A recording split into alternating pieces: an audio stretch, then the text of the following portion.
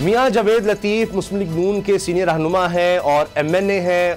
कई दफ़ा उन्होंने मुताज़ा बयान दिए, लेकिन एक ऐसा बयान उन्होंने दिया कि सब लोग हिलकर रह गए। उन्होंने कहा कि जी अगर मरियम को कुछ हुआ तो फिर हम पाकिस्तान खप्पे का नारा ही नहीं, पाकिस्तान जिंदाबाद का, पाकिस्तान चाहिए का नारा नहीं लगाएंगे।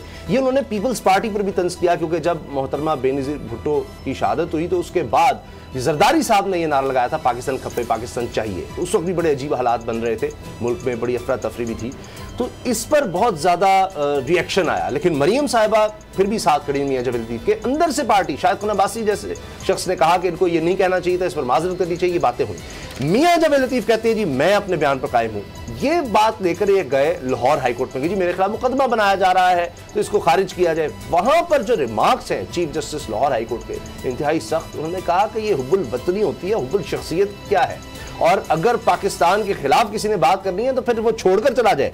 तो खुदा का खौफ करें, ऐसी बातें क्यों की जाती हैं। तो अगर फिर उनको कहा गया कि जी आपके खिलाफ प्रॉपर फोरम, आपको के सामने प्रॉपर फोरम है, वहां जाकर आप करें, तो फिर इनको दरखास्त वापस लेनी पड़ी। लेकिन बाहर आकर फिर वही बात, मियां जावेद लतीफ़ कहते हैं जी गद्दारी के सर्टिफिकेट दिए जा रहे हैं, जिंदाबाद कहने से कुछ नहीं होता, हकीकत बयान करनी चाहिए, हम लोगों के रिप्रेजेंटेटिव हैं, हकीकत बयान करेंगे तो ठीक होगा, ऐसे रात में फांसी चढ़ जाओ तो अफसोस नहीं। बाबर डोगर साहब वो तो ऐसे लग रहा है कि उनको कोई परवाह नहीं है कि जो मर्जी को कहता है। उसामा साहब बदकिस्मती है कि इस तरह के लोग पॉलिटिकल पार्टीज में हैं। मियां जावेद लतीफ़ साहब एक बंदे के पीछे, एक बंदे को खुश करने के लिए आप पाकिस्तान को तोड़ने के नारे लगा रहे हैं, और फिर ये कह रहे हैं कि मेरे पे हुब्बुल वतनी का किया जा रहा है। खलल साहब, ये बंदा गैस चोरी करे अलल ऐलान, ये बंदा बिजली चोरी करे अलल ऐलान, ये वहां पर लोगों को अगवा करे, ये लोगों की प्रॉपर्टी पे कब्जे करे।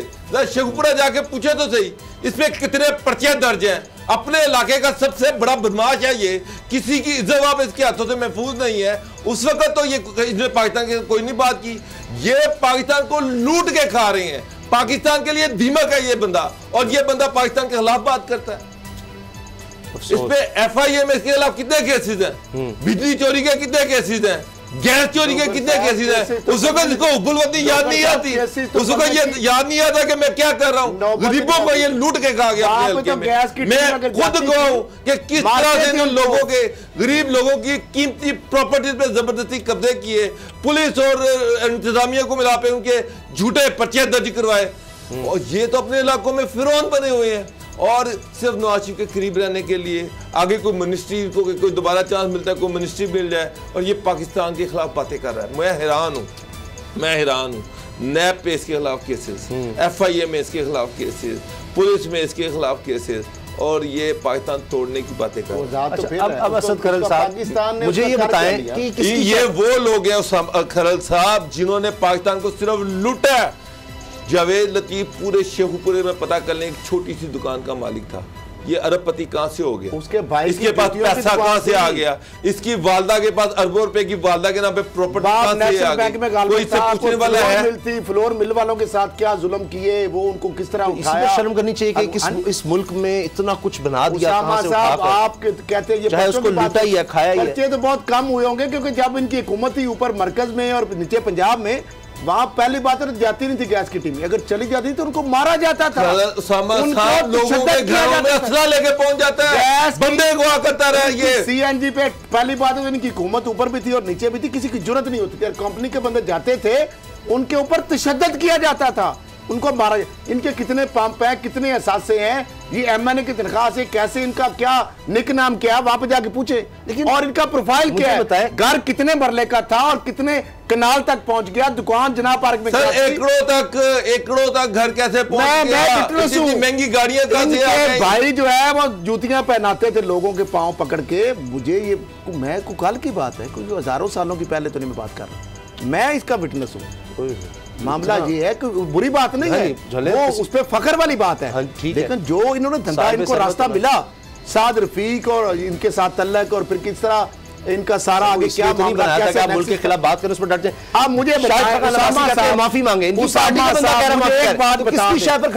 एक सिर्फ हाई कोर्ट में वजाहत तलब की है। वो दोनों जो है उन्होंने इसको नोटिस दिया हुआ है, वो इसकी शक्ल देखना पसंद नहीं कर रहे। सर, वो खड़ा ये है। मरियम आप इसके मुझे पीछे एक बात खड़ी हुई है, बताएं, आप मरियम इसको इतने सपोर्ट सख्त कर रही रिमार्क्स है। चीफ मुझे जस्टिस सिर्फ हैं, एक बात में सारी बातें छोड़ चीफ दें। जस्टिस ने बिल्कुल ठीक बात छोटी की। बातें हैं जी, सारी बातें छोटी हैं, ये बहुत बड़ी बात है। अब चीफ जस्टिस के हवाले से जो एक प्रोसीडिंग हुई है, आपने इतने इदारों की बात की, पर्ची हो गए, नैब हो गया, एफआई आ गई, पुलिस आ गई, सुविधा से वो तो बेबस हो गए। वो माफिया राज है, आपको पता है इस मुल्क के अंदर और रियासत मदीना के अंदर भी। और वो बंदा जिसके बारे में आज चीफ जस्टिस हाई कोर्ट क्या कह रहे हैं और वो बाहर आके कह रहे हैं, उस अदालत के उस फैसले के बरक्स वो बंदा क्या कह रहा है। चीफ जस्टिस कह रहे हैं रियासत मुखालिफ तकरीर मुल्क छोड़कर चले जाए। कासिम खान साहब, अगर ऐसी बातें करनी है तो यानी उन्होंने कहा कि मुल्क अब मुस्लिम लीग नून के जो जवेद लतीफ साहब रुकने असेंबली कौमी, वो कहते हैं रियासत मुखालिफ बयान पर मुकदमे के इखराज की जो मुकदमा हुआ दरखास्त के लिए जो आए थे लाहौर नाजरीन के लिए। हाँ जी। अब जवेद लतीफ साहब के बारे chief justice Lahore high court की अदालत में जब पेश हुए तो चीफ जस्टिस जो honourable chief justice Qasim Khan साहब उन्होंने कहा कि यानी विस्तार किया कि क्या हमारी हुब्बल वतनी जो आपने कहा हुब्बल जो वतनी है, हुब्बल शख्सियत है, यानी शख्सियात के गिर्द घूमती है, शख्सियात तो आनी जानी रहती है, इदारे कायम रहते हैं, मुल्क रियासत ठीक बात की है। अब गिरबान में झांकना, सुन तो ले आगे उसने क्या किया, गिरबान में झांकना जरूरी है। उन्होंने लीगी रहनुमा जवेद लतीफ पर बरसते हुए कहा, यानी उनको रियलाइज कराया कि पार्लियामेंटेरियन के बारे में कोई बात नहीं करना चाहता। यानी देखे ना, एक रिस्पेक्ट इमाम पब्लिक रिप्रेजेंटेटिव है, लेकिन किसकी, अब इन्होंने तो हलफ उठाया होता है कि किसकी जरूरत है जो पाकिस्तान के खिलाफ बात करे।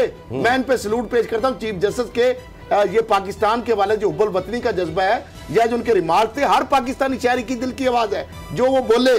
कानून और आइन की भी यही मंशा है, रियासत पाकिस्तान के बारे में इस तरह ललकारना, आइन और कानून, मुल्क छोड़कर बाहर चले जाए। अगर यहां ऐसी बातें करनी है, खुदा का खौफ करें, ऐसी बातें क्यों करते हैं। इनका कहना था कि अगर यहां रहना है तो पुलिस के पास जाकर सफाई पेश करें, मुल्क के खिलाफ बात करने वालों को अवाम बदल कर रख देंगे। ये पाकिस्तान चाहता है, मैं आपको बताता हूं, ये वो पाकिस्तान चाहता है, बसल के रख देंगे। वो दौर ये चाहता है जब पूरे पाकिस्तान में सीएनजी 3 दिन खुलती थी, 3 दिन बंद होती थी, तो जावेद लतीफ साहब आपकी सीएनजी स्टेशन 7 दिन खुला रहता था। आप डायरेक्ट मेन पाइपलाइन से आपने सीएनजी को चोरी कर रहे थे, नहीं पूरा होता है, शहरी बेचारे अगर कोई सुई गैस के महकमे का बंदा रेड करता था उसको आप जूते मरवाते थे वहां, जूते नहीं, उसके बाद आप डायरेक्ट बिजली चोरी करते थे, और अगर कोई वापदा का बंदा आता था आप उसको वहां पिटवाते थे।